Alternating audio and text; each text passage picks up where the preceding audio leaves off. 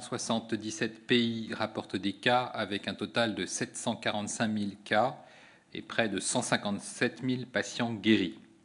Les États-Unis rapportent le plus grand nombre de cas dans le monde, plus de 144 000, l'Italie près de 98 000, l'Espagne plus de 85 000, l'Allemagne 64 000 et l'Iran 41 500. Le total des décès de cas confirmés est de 35 300. L'Italie et l'Espagne sont les pays qui rapportent le plus grand nombre de décès, devant la Chine, 10 779 morts en Italie, 7 340 en Espagne, plus de 3 300 en Chine et plus de 2 750 en Iran. Les États-Unis observent aussi une forte augmentation du nombre de décès, avec 2 572 décès. En France, nous affrontons une épidémie inédite, entraînant un impact sans précédent sur le système de santé, et tout particulièrement sur les établissements de santé, leurs équipes, les réanimations et donc tout le personnel. Une épidémie sévère, meurtrière, avec un virus très contagieux, de diffusion rapide, qui touche le territoire métropolitain et les Outre-mer. Résultats les plus importants, les données hospitalières, les données de l'hôpital, 717 établissements de santé qui nous démontrent l'impact sévère de ce virus et de l'épidémie en cours. Plus de 21 000 personnes sont actuellement hospitalisées pour une infection Covid. Dans les Outre-mer, à La Réunion, à la Martinique, à la Guadeloupe, on relève notamment 148 hospitalisations, dont 30 en réanimation, 41 retours à domicile de personnes guéries, 7 décès, 3 en Martinique, 4 en Guadeloupe. 5 107 cas graves nécessitent des soins lourds en réanimation.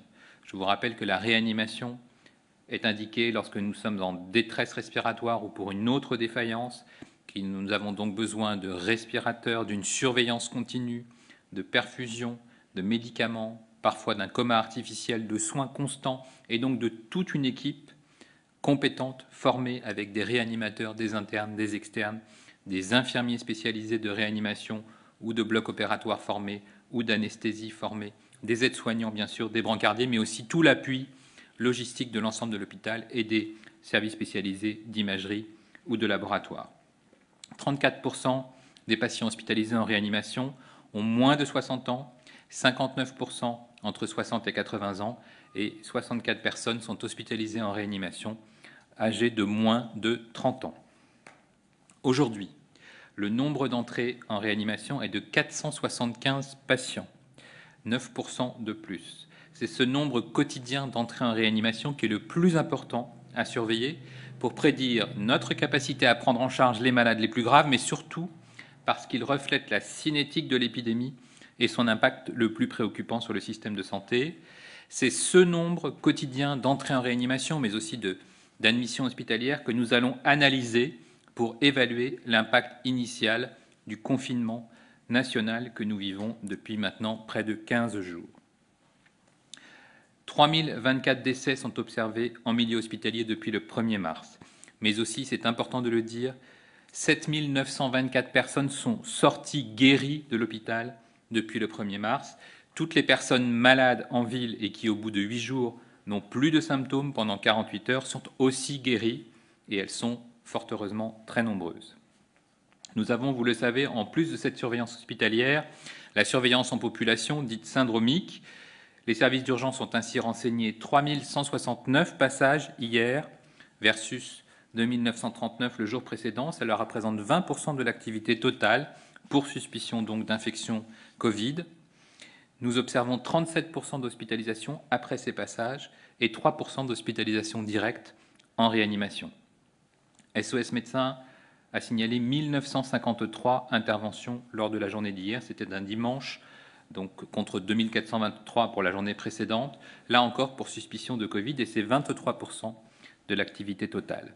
Les laboratoires de ville remontent aussi des données, 24 764 tests réalisés, dont 7 365 positifs, ce qui représente 30% de positivité. À l'échelon national, vous le savez, nous observons un excès de mortalité sur la semaine 12, un excès de 9%. Il n'y a pas de nouvelles données de mortalité, probablement en raison du week-end, mais nous aurons des informations dès demain de l'état civil. Nous combattons tous ensemble l'épidémie de Covid-19 qui touche la France depuis plusieurs semaines avec désormais 44 550 cas confirmés par PCR. Les consignes de confinement sont très claires. Restez chez vous pour éviter d'autres décès. Restez chez vous pour éviter d'autres cas graves. Pour sauver des vies, restez chez vous. Le système de santé s'est profondément et rapidement adapté et a anticipé les besoins. Le plan blanc a permis de déprogrammer et de reporter toutes les interventions chirurgicales et médicales non urgentes dans tous les établissements de France. Nous avons réaffecté du personnel soignant dans les différents secteurs d'activité pour renforcer les unités les plus en tension. Nous avons fortement augmenté nos capacités en réanimation qui ont doublé dans de nombreuses régions grâce aux efforts de tous, établissements publics, établissements privés. Nous mobilisons des moyens terrestres, ferroviaires, aériens et maritimes sur l'ensemble du territoire national. Dans le cadre de la gestion de la crise sanitaire, l'État a mobilisé l'ensemble de ses moyens, notamment pour permettre le transfert d'un certain nombre de patients graves, pour décharger les zones les plus touchées, mais aussi les établissements les plus sous tension, qui connaissent un afflux de patients très important. C'est le cas, vous le savez, des régions Grand Est, mais aussi Bourgogne-Franche-Comté. Plusieurs opérations de transfert ont ainsi eu lieu grâce au dispositif militaire Morphée, au bâtiment de la Marine nationale de porte-hélicoptères, ainsi qu'à la mise en place de TGV médicalisés, mais aussi grâce à la mobilisation de la flotte gouvernementale. En effet, l'État dispose de plusieurs types d'avions. Ces derniers ont opéré plusieurs vols à la demande de la cellule de crise sanitaire la semaine dernière. Cela a permis notamment le retour rapide de 2 équipes du SAMU en Lorraine. C'est des équipes qui avaient encadré l'évacuation de patients par TGV médicalisé vers Bordeaux. Cela a aussi permis de récupérer au plus vite 8 respirateurs avec lesquels ces équipes étaient parties pour en faire profiter très vite d'autres patients en Lorraine. Ces opérations sont amenées à se répéter au cours des prochaines semaines. En tout temps, notre objectif est de fournir à tous les patients les meilleures conditions de prise en charge où qu'ils se trouvent sur le territoire national. C'est la raison pour laquelle nous avons mis en place ces fameux renforts en ressources humaines fondamentaux et en renforts aussi en matériel, et puis que nous avons à chaque fois soutenu les transferts intra- ou interrégionaux. Les opérations vont se poursuivre. L'ensemble du territoire est mobilisé. Tous les moyens sont mis en œuvre pour prendre en charge les patients les plus graves. C'est la solidarité nationale. Le nombre de tests augmente de façon importante. La montée en puissance va permettre cette semaine de faire plus de 20 000 tests par jour. Bientôt, des tests sérologiques seront disponibles. Ils nous permettront d'identifier des personnes ayant déjà rencontré le virus et disposant donc d'une immunité. Vous le savez, de très nombreux essais thérapeutiques sont en cours. L'essai européen Discovery, qui teste plusieurs molécules, des antiviraux, des antirétroviraux et d'autres molécules comme l'hydroxychloroquine, a débuté et les premiers résultats devraient être connus bientôt puisque de très nombreux patients sont inclus. Vous le savez, les traitements testés doivent être testés dans un cadre extrêmement précis. L'Agence nationale de sécurité du médicament, après le Haut Conseil de santé publique, rappelle que les médicaments ne doivent être utilisés ni en automédication, ni sur prescription d'un médecin sans cadre réglementaire. C'est important en particulier pour le traitement du Covid. Il y a un certain nombre de risques, il y a un certain nombre d'effets indésirables, et donc il est fondamental d'être attentif, de signaler par les professionnels de santé ou par les patients tout effet indésirable observé dans le cadre du recours exceptionnel à ces médicaments. Et nous avons un portail dédié, le portail signalement-santé.gouv.fr, qui est fondamental dans cette période où l'on peut voir des usages irrationnels ou des automédications par un certain nombre de molécules. Donc je le rappelle, respectez les posologies, demandez toujours un avis médical et évitez toute automédication. Je souhaiterais terminer par un rappel et peut-être un immense hommage devant la mobilisation totale de nos personnels soignants, mais aussi de toutes les personnes qui les soutiennent, sans laquelle cette montée en puissance que l'on voit très clairement ce soir, des capacités hospitalières, des capacités d'accueil en réanimation des patients les plus lourds, n'aurait jamais été possible dans notre pays. Leur effort est remarquable, leur travail sans répit et la crise est longue. Ils méritent aujourd'hui, plus que jamais, toute notre admiration et toute notre reconnaissance. Je vous remercie. Une question pour Bloomberg. Quel est le nombre de places en soins intensifs, le nombre de lits de réanimation actuellement, ainsi que le taux d'occupation? Alors, je vous ai donné ces chiffres tout à l'heure. Le nombre de patients actuellement en réanimation est de 5 100 personnes infectées par le coronavirus. Nous avions autour de 5 000 lits en réanimation en France. Comme vous le savez, nous avons mobilisé toutes les capacités des établissements publics et des établissements privés. Nous avons rajouté des lits. Quand on met un lit en réanimation en plus, c'est toute une équipe qui nécessite d'être présente, et je le rappelais tout à l'heure, avec effectivement des réanimateurs, mais aussi des soignants, des infirmiers, des aides-soignants spécialisés, des laboratoires qui vont surveiller de très près la biologie du patient, de l'imagerie. Donc ce sont toujours des équipements lourds, ce sont essentiellement des ressources humaines, ce sont aussi des matériels lourds, puisque quand on est en défaillance respiratoire, il faut un respirateur spécialisé, on peut avoir besoin d'équipements de dialyse, on peut avoir besoin de seringues électriques, de perfusion. Donc ce sont des équipements extrêmement lourds. Nous sommes actuellement à 5 100 patients hospitalisés en réanimation. Nos capacités de réanimation sont montées de 5 000 à 7 000, puis à 8 000, et nous visons 10 000. Donc nous voyons que nous déployons considérablement nos moyens de réanimation. Pourquoi ? Parce que les équipes se mobilisent, parce que tous les établissements y participent, et parce que nous avons déprogrammé. Parce qu'en déprogrammant, nous récupérons des équipes du bloc opératoire, les anesthésistes du bloc opératoire, les infirmières du bloc opératoire, les infirmières anesthésistes. Nous récupérons aussi des moyens de salle de réveil. Donc tous ces moyens permettent aujourd'hui d'assumer cette montée en puissance, et nous avons encore cette ressource dans de très nombreuses régions, même en Île-de-France, où nous pouvons encore accueillir des patients en réanimation. Une question pour pharmaceutique. De plus en plus d'experts redoutent un effet rebond inévitable. Quelle est la stratégie? Comment fait-on si le confinement ne permet pas d'atteindre l'immunité collective? Alors, premier enjeu, et c'est ce que je vous disais tout à l'heure, nous avons un indicateur très important qui n'est pas celui des morts, qui n'est pas celui des cas confirmés, mais qui est bien celui des arrivées en milieu hospitalier, qui reflète des contaminations survenues environ 15 jours avant. Vous avez été contaminé juste avant la mise en place du confinement.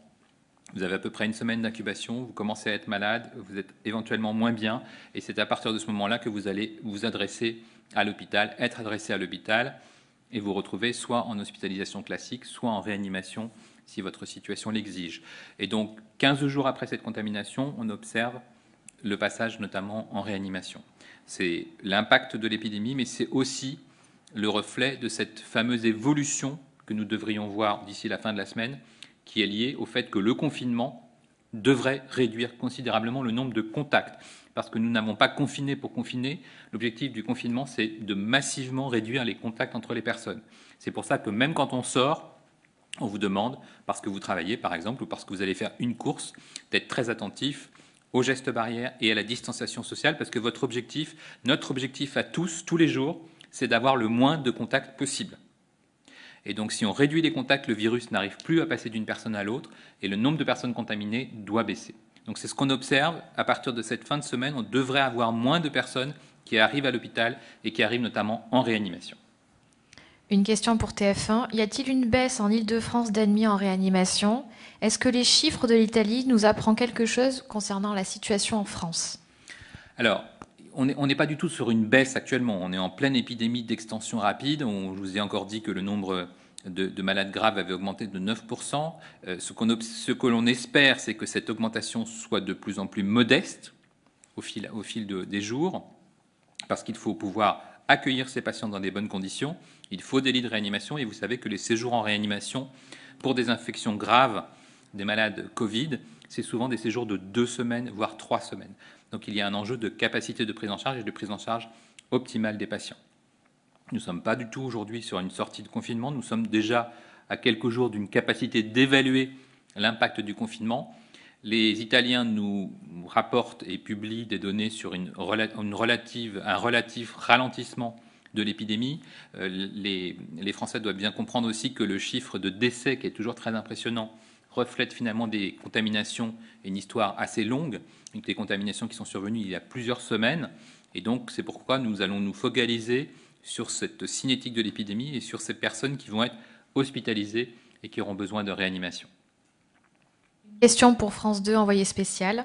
Quand a été passée la première commande publique de masques FFP2 depuis le début de l'épidémie en janvier et en quelle quantité? Pourquoi avoir refusé l'aide des labos de ville privés, de recherche et vétérinaires pour effectuer davantage de tests? Alors, premièrement, sur les masques, nous allons donner tout l'historique des masques. Donc, je ne veux pas vous donner les dates de commande, sur d'autant que le stock stratégique est piloté par Santé publique France. Mais il y a un suivi des stocks stratégiques par Santé publique France, une doctrine de masques qui a été validée au fil des ans sur les types de masques qui devaient être stockés. Et je vous rappelle que les établissements de santé en particulier ont leur propre stock de masques, en particulier masques FFP2, puisqu'ils les utilisent au quotidien pour de nombreuses indications, que ce soit en laboratoire ou que ce soit pour prendre en charge des patients tuberculeux. Donc on a à la fois cet enjeu de protection par les masques chirurgicaux, de stock stratégique d'une part, et puis de stock des établissements de santé. Pour les tests, c'est important, il faut rappeler que le test n'existait pas. C'est important de le rappeler puisque nous l'avons mis en place grâce au soutien de l'Institut Pasteur. Par définition, sur un virus émergent, le test n'existait pas et il a fallu le mettre au point. Le test aujourd'hui, c'est important de le rappeler aussi, il passe par un examen compliqué qui s'appelle une PCR, c'est-à-dire qu'il faut aller rechercher le virus dans votre prélèvement, qui doit d'ailleurs être un prélèvement bien effectué.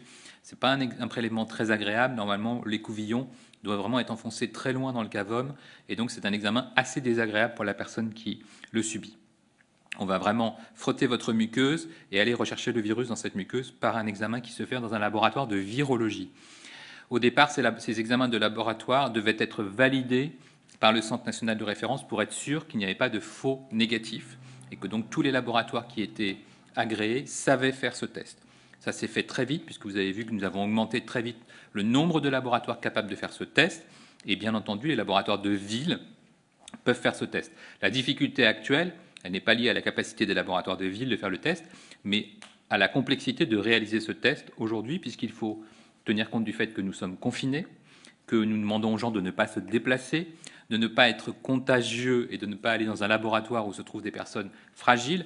Donc c'est cette organisation particulière qui a fait que nous avons ralenti sur l'accès aux laboratoires de ville. Mais vous pouvez quand même noter que sur les derniers chiffres que je vous ai donnés, il y a quand même 24 764 tests qui sont remontés par les laboratoires de ville. Donc on voit bien qu'ils ont une part très importante dans l'activité, qu'ils ont d'ailleurs un taux de positivité important. Donc aujourd'hui, on peut avoir accès à ces tests. Nous augmentons la capacité de tests, mais ce sont des tests qui sont encore assez compliqués. Il y aura probablement une nouvelle génération de tests de recherche de virus qui va arriver. Là encore, la recherche et le développement sont en pleine action. Donc ce seront probablement des tests plus faciles, comme on les connaît dans d'autres pathologies, hein, qu'on connaît le TROD angine, on connaît un certain nombre de tests rapides. L'idée d'aller vers ce type de test qui recherche le virus. Et puis il y aura encore d'autres types de tests qu'on appelle des sérologies, qui sont en cours de mise au point dans le monde entier et qui ont un autre objectif, non pas de chercher le virus, mais de rechercher des anticorps et donc de vous dire que vous avez été en contact avec le virus dans le passé, dans les semaines précédentes, et que vous êtes immunisé. Une question pour Actus Soins. Des tests sérologiques pour évaluer l'immunisation face au Covid-19 existent à l'international. Pourquoi ne les utilise-t-on pas en France, notamment auprès des soignants très exposés?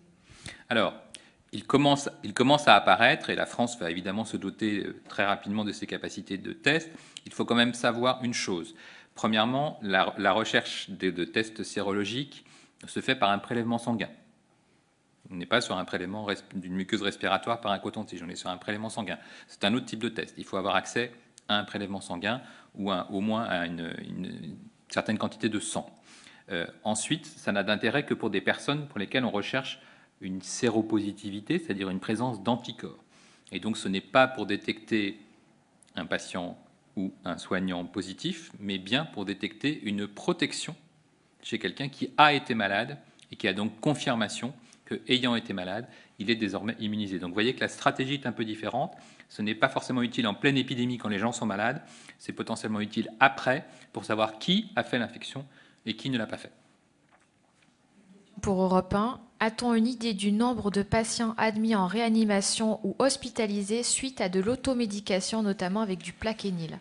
Alors, c'est l'enquête que nous menons d'ailleurs pour tous les médicaments. Donc, dès qu'une personne est hospitalisée, et en particulier en réanimation pour un effet secondaire de médicaments, nous demandons à ce que les médecins hospitaliers, mais c'est valable aussi pour les médecins de ville, signalent immédiatement un effet secondaire grave de tout médicament. Ça peut être un médicament pris de façon chronique, ça peut être une erreur de posologie, ça peut être une automédication, ça peut être un nouveau traitement. Et donc nous encourageons à la fois les médecins et les patients à signaler tout effet secondaire grave d'un médicament.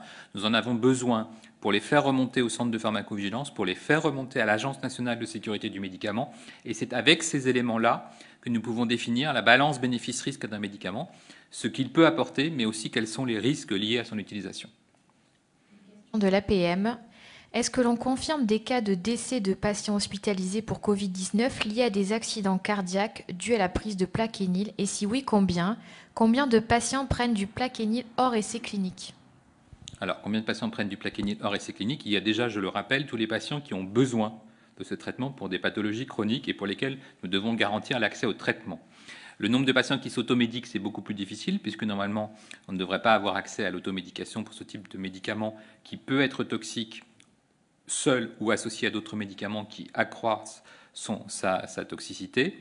Et donc, le nombre d'effets secondaires graves cardiaques est encore plus compliqué à estimer, puisque vous le savez que quand on est en réanimation, on peut avoir une défaillance cardiaque. Les causes sont multiples.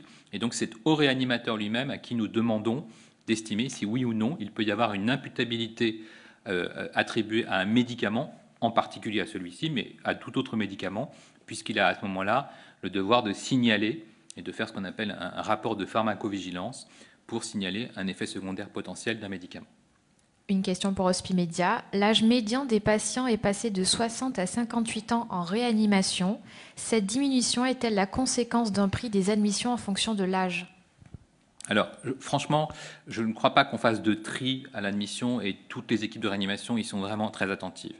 Par contre, ce qu'on observe, c'est qu'il y a des circuits un peu différents, il y a des organisations différentes, il y a de nombreux établissements d'accueil des personnes âgées qui se sont organisés pour prendre en charge les personnes âgées sur place ou pour prendre en charge les personnes âgées avec l'hôpital de proximité ou avec des unités spécialisées de soins de suite, par exemple, spécialisées en rééducation respiratoire. Ça s'est organisé. Il y a des structures d'hospitalisation en médecine Covid qui se sont structurées.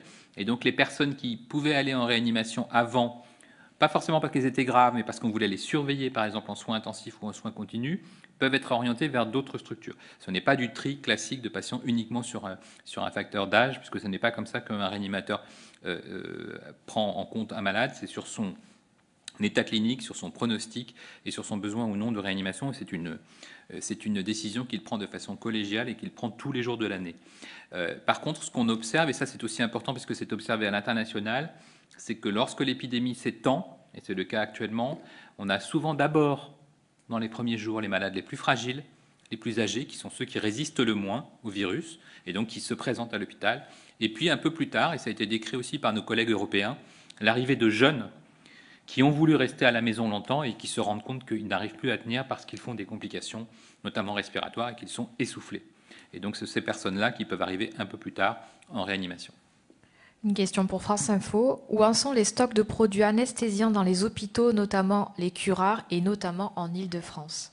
Alors, vous avez noté que nous avons une augmentation très importante du nombre de malades en réanimation, que nous avons une augmentation très importante du nombre de lits de réanimation, et donc nous avons une augmentation très importante des besoins liés à l'environnement du patient, parce que ce n'est pas uniquement une équipe, première condition évidemment majeure, ce n'est pas uniquement des équipements lourds, c'est tout le reste, tout ce que j'essaie de vous expliquer, parce que c'est difficile de s'imaginer un lit de réanimation ou une chambre de réanimation.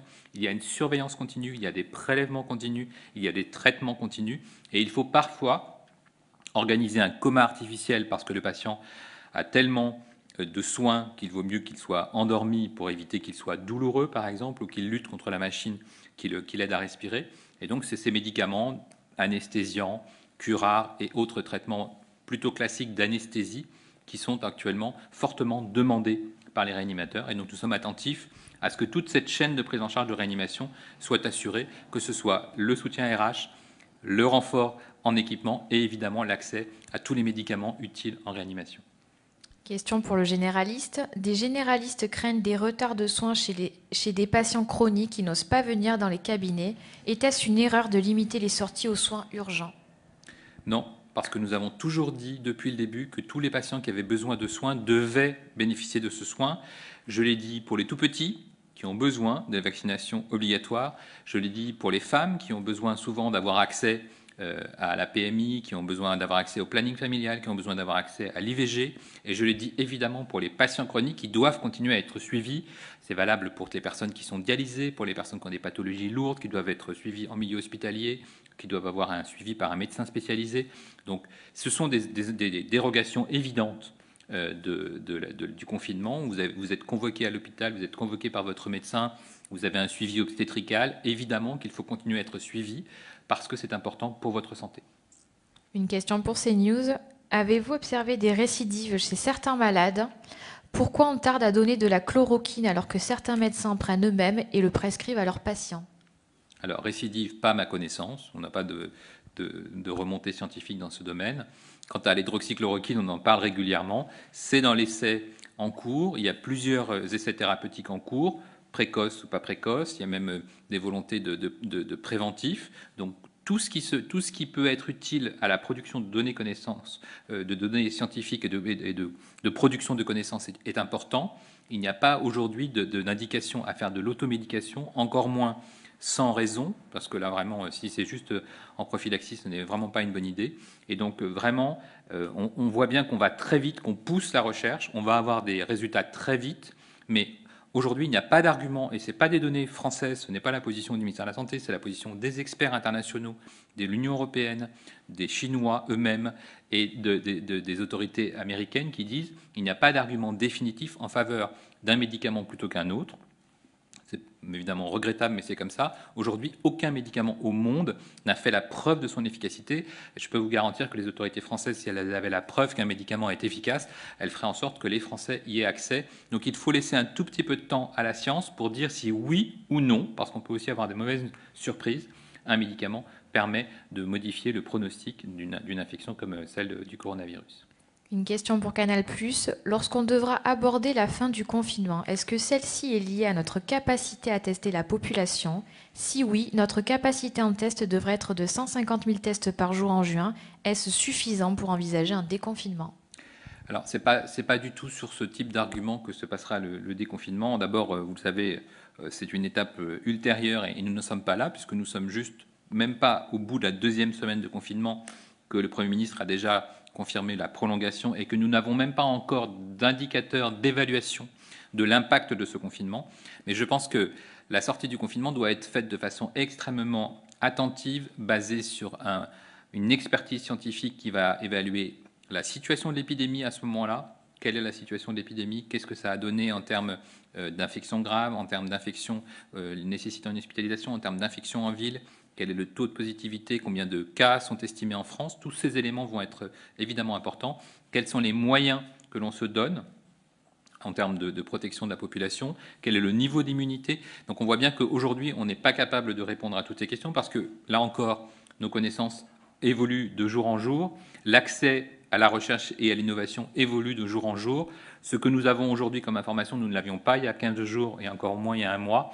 Donc je pense qu'il faut faire confiance à la mobilisation totale de nos scientifiques en France, en Europe et dans le monde pour avoir encore plus d'armes pour lutter contre ce virus lorsque nous se posera la question de la levée du confinement. Une question pour VL Média. Face à l'afflux de patients malades du Covid-19 en réanimation, quelles mesures ont été prises par la DGS pour la montée en capacité des services de rééducation post-réanimation? Êtes-vous confiant dans la capacité des SRPR à faire face dans la durée? Alors, ce n'est pas que la DGS, c'est bien sûr une mobilisation complète de la Direction générale de la santé, de la Direction générale de l'offre de soins, de la Direction générale de la cohésion sociale, puisqu'on voit bien qu'il y a des enjeux aussi d'institutions et d'EHPAD, et puis de toutes les agences régionales de santé qui se mobilisent avec tous les responsables d'établissements pour mettre en place un circuit. Et vous l'avez présenté d'une certaine façon, j'aurais pu le présenter d'une autre façon. On peut décider de rester en institution avec un soutien médical, avec un soutien hospitalier, avec l'intervention d'une équipe mobile. On peut décider d'aller à l'hôpital de proximité. On peut décider d'être d'emblée dans un service de rééducation, parce qu'on a juste besoin d'avoir un peu de soins, d'avoir de la surveillance, d'avoir de la kiné respiratoire, par exemple. On peut rester en milieu hospitalier avec une surveillance continue à proximité. On peut se retrouver en réanimation et ensuite sortir de réanimation, mais il faut bien que les Françaises et les Français sachent que quand on sort de réanimation, on n'est pas debout tout de suite. Il faut vraiment une prise en charge spécialisée pour revenir à la normale. Et donc tout ce circuit se met en place. C'est un travail gigantesque. Ce sera des milliers de patients qui vont devoir bénéficier de cette prise en charge spécialisée. Et elle est déjà en cours d'organisation, puisque heureusement, de plus en plus de patients sortent de réanimation aujourd'hui. Certains plutôt en bonne forme clinique, et tant mieux. D'autres ont besoin d'aide pour revenir à la maison. Et donc, à chaque fois, c'est une prise en charge individuelle, mais c'est une prise en charge optimale selon les besoins des patients. Question de CNN. Le professeur Salomon a annoncé samedi la mise à disposition de tests sérologiques dès qu'ils seront développés. Or, une entreprise strasbourgeoise, Biosinex, annonçait déjà la semaine dernière en avoir développé. Seront-ils mis à disposition et si oui, quand ? Alors là aussi, je vous disais, la recherche et développement est foisonnante, et tant mieux. Nous avons des bons scientifiques en France, nous avons des bons scientifiques en Europe, nous avons des bons scientifiques dans le monde. Nous serons attentifs à toutes les innovations. Nous avons mis en place, avec le ministère de l'Enseignement supérieur et de la Recherche et de l'Innovation, des cellules d'analyse de toutes les innovations. Et donc, évidemment, toutes les innovations sont les bienvenues. Il faudra être attentif à la sécurité, à la fiabilité de ces tests. C'est normal, parce que les Français veulent de la qualité, c'est important. Et donc, nous aurons à la fois cette analyse en termes de qualité, de disponibilité et de capacité à répondre aux besoins des Français. C'était la dernière question, je vous Merci. remercie.